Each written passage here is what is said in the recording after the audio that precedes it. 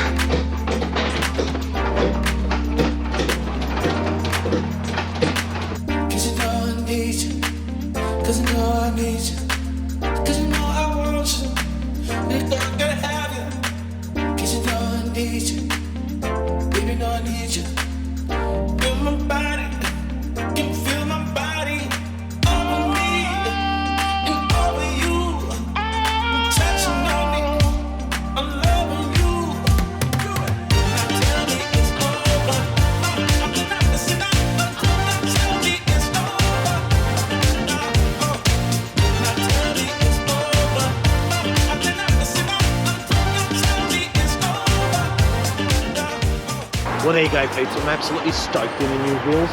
They look absolutely fantastic. Really happy with the service here at the Tyre Factory in Ferntree Gully as well. Johnny gave me a great price. Lovey gave me the great service, and look at the result. Absolutely fantastic. So I've gone from a 265/60 R18 on the original wheels to a 265/65 R18. These are the Maxxis Razr AT811s. And I've gone with the Lenso MX Gravel wheels, as you guys voted. So there you go, guys. Happy driving ahead. I can get out and hit the tracks now, and super excited.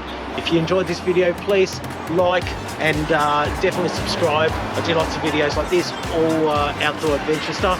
See you in the next one, guys.